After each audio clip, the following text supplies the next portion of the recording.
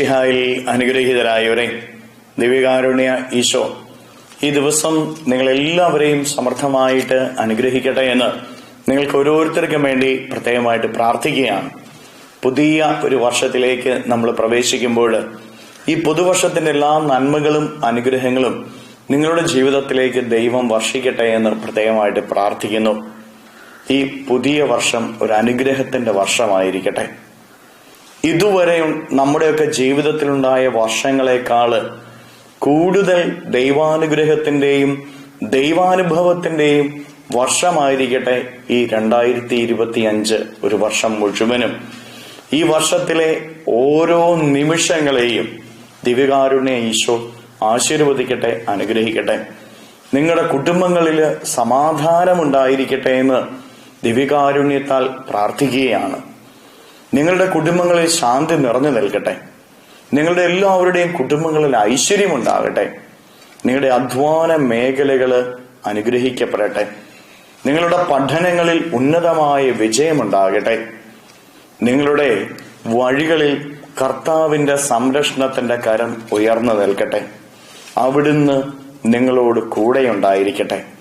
ആപത്തുകളും അപകടങ്ങളും അവിടുന്ന് നിങ്ങളിൽ നിന്ന് അകറ്റിക്കളയട്ടെ എന്ന് പ്രത്യേകമായിട്ട് പ്രാർത്ഥിക്കുകയാണ്.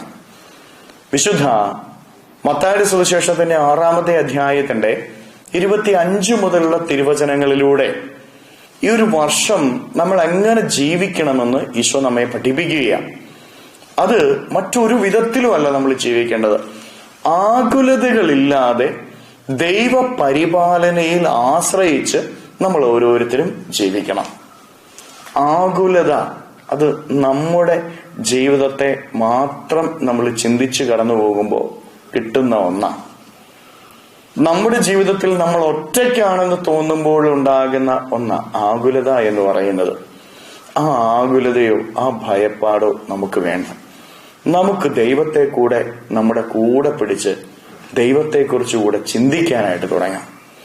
നമ്മൾ ഒറ്റയ്ക്കല്ലെന്നും നമ്മളെ പരിപാലിക്കുന്ന, നമ്മുടെ തലമുടി ഇഴകളെ പോലും എണ്ണുന്ന ദൈവമായ കർത്താവ് നമ്മുടെ കൂടെയുണ്ട് എന്നും അവിടുന്ന് നമ്മളെ പരിപാലിക്കുന്നവനും അനുഗ്രഹിക്കുന്നവനുമാണ് എന്നുമുള്ള ഒരു ബോധ്യം നമ്മുടെ ഓരോരുത്തരുടെയും ഹൃദയത്തിൽ സ്വീകരിക്കുകയും ആ ബോധ്യത്തിൽ നമുക്ക് ഓരോരുത്തർക്കും ജീവിക്കുകയും ചെയ്യാം.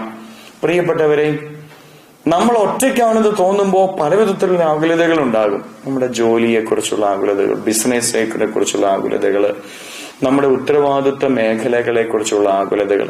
നമ്മൾ കഴിഞ്ഞ ഒരു വർഷം ഒത്തിരി ആകുലതപ്പെട്ടില്ലേ?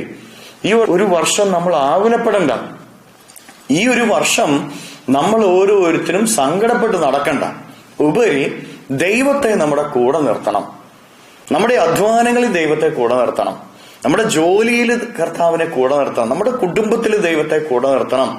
നമ്മുടെ പഠനങ്ങളിൽ ദൈവത്തെ കൂടെ നിർത്തണം. എന്റെ കൂടെ എന്റെ ദൈവം ഉണ്ട് എന്നുള്ള ആ ഒരു ഉറച്ച ബോധ്യത്തില് പ്രിയപ്പെട്ട ദൈവമക്കളെ, ഈ ഒരു വർഷത്തിൽ ഓരോ നിമിഷവും നിങ്ങൾ ജീവിച്ചു നോക്കിക്കേ. പിന്നെ ആകുലപ്പെടേണ്ട കാര്യമില്ല. ഈ ആകുലതകളല്ലേ നമ്മുടെയൊക്കെ ജീവിതത്തിന്റെ പല പ്രശ്നങ്ങൾക്കും കാരണം. സമാധാനം നഷ്ടപ്പെട്ടു പോകുന്നതിന്റെ കാരണം ജീവിത പങ്കാളിയെ ഓർത്ത്, മക്കളെ ഓർത്ത്, മാതാപിതാക്കളെ ഓർത്ത്, കുടുംബത്തിന്റെ പല കാര്യങ്ങളെ ഓർത്ത് നമ്മൾ ഓരോരുത്തരും ആകുലതപ്പെട്ടു പോവുക.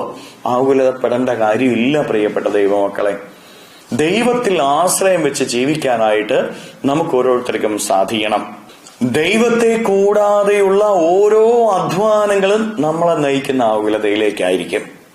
എന്നാൽ ദൈവമാകട്ടെ നമുക്കെല്ലാം തരുന്നവനുമാണ്. നമ്മുടെ ജീവിതത്തിൽ എല്ലാം തരുന്നവനാണ് നമ്മുടെ ദൈവം. നമുക്ക് ആവശ്യമുള്ളത് ദൈവം എല്ലാ സമയത്തും തന്നുകൊള്ളും എന്നുള്ള ബോധ്യം നമ്മുടെ ഓരോരുത്തരുടെയും ഹൃദയത്തിൽ ഉണ്ടായിരിക്കണം. റോമാലേഖനം 8-ാം അധ്യായം 32-ാം തിരുവചനം നമ്മുടെ ഹൃദയത്തിൽ നമുക്ക് സൂക്ഷിക്കാം. സ്വപുത്രനെ പോലും ഒഴിവാക്കാതെ നമുക്കെല്ലാവർക്കും വേണ്ടി അവനെ ഏൽപ്പിച്ചു തന്നവൻ അവനോടുകൂടെ സമസ്തവും നമുക്ക് ദാനമായി നൽകാതിരിക്കുമോ? പ്രിയപ്പെട്ടവർ, എത്ര സുന്ദരമായ വചനം. നമുക്ക് ഓരോരുത്തർക്കും വേണ്ടി സ്വപുത്രനെ ഏൽപ്പിച്ചു തന്ന പിതാവായ ദൈവം നമുക്കാവശ്യമുള്ള ദാനങ്ങൾ ഓരോ നിമിഷവും നൽകാതിരിക്കുമോ എന്നാണ് പൗലോസ്ലീഹ ചോദിക്കുന്നത്. നമ്മളുടെ ആകുലതകളെല്ലാം ഈ ഒരു ഒറ്റ വചനത്താൽ നീങ്ങിപ്പോണം. നമുക്ക് വേണ്ടി സ്വപുത്രനെ നൽകിയ പിതാവായ ദൈവം നമുക്കാവശ്യമുള്ള സമസ്ത ദാനങ്ങളും നൽകാതിരിക്കുകയില്ല. പ്രിയപ്പെട്ടവരെ, ഈ വർഷത്തില് ആകുലപ്പെടുന്ന ചിന്തകൾ എന്തെങ്കിലും ഉണ്ടായ ആ നിമിഷം തന്നെ ഈ വചനം പറഞ്ഞ് നമ്മൾ പ്രാർത്ഥിക്കണം. റോമാലേഖനം 8-ാം അധ്യായം 32-ാം തിരുവചനം, സ്വപുത്രനെ പോലും ഒഴിവാക്കാതെ നമുക്കെല്ലാവർക്കും വേണ്ടി അവനെ ഏൽപ്പിച്ചു തന്നവൻ അവനോടുകൂടെ സമസ്തവും നമുക്ക് ദാനമായി നൽകാതിരിക്കുമോ? നമുക്ക് വേണ്ടിയിട്ടാണ് ഈശോനാഥനെ പിതാവായ ദൈവം ഈ ലോകത്തിലേക്ക് അയച്ചത്, എനിക്കും നിങ്ങൾക്കും വേണ്ടി.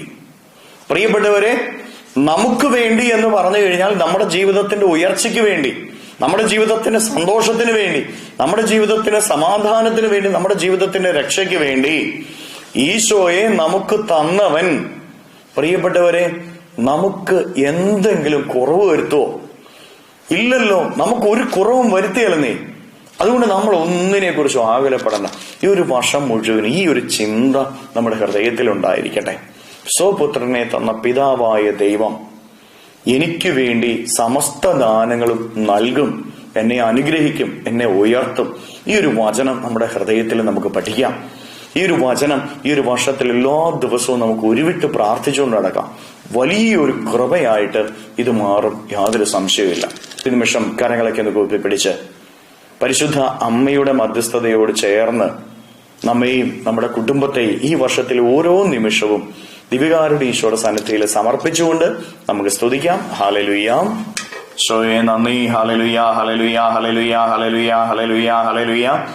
കർത്താവായ ഈശോയെ, മക്കളെ ഓരോരുത്തരെയും സമർപ്പിക്കുന്നവരെ അനുഗ്രഹിക്കണമേ, ആശീർവദിക്കണമേ. ഇവരുടെ ജീവിതങ്ങളിലേക്ക്, ഇവരുടെ അധ്വാനങ്ങളിലേക്ക്, ഇവരുടെ നൊമ്പരങ്ങളിലേക്ക്, ഇവരുടെ വേദനകളിലേക്ക്, കഷ്ടപ്പാടുകളിലേക്ക് അങ്ങ് ഇറങ്ങിച്ചെല്ലണമേ. ഈ ഒരു വർഷത്തെ അധ്വാനങ്ങളെ മുഴുവനും അങ്ങ് അനുഗ്രഹിക്കണമേ.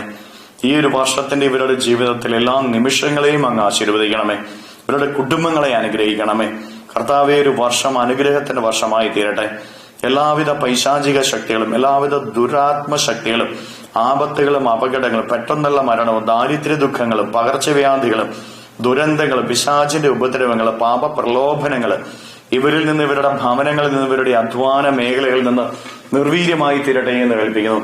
അന്ധകാര ശക്തിയിൽ ഇവരുടെ ജീവിതത്തിൽ നിന്ന് ഇപ്പോൾ നിർവീര്യമാകട്ടെ എന്ന് കേൾപ്പിക്കുന്നു. അങ്ങയുടെ ശക്തി ഇവരിലേക്ക് ഒഴുകട്ടെ, അങ്ങയുടെ കൃപ ഇവരിലേക്ക് ഒഴുകട്ടെ. Hallelujah, hallelujah, hallelujah, hallelujah. നിത്യം പിതാവും പുത്രനും പരിശുദ്ധാത്മാവുമായ സർവേശ്വരായ എന്നേക്കും ആമേൻ.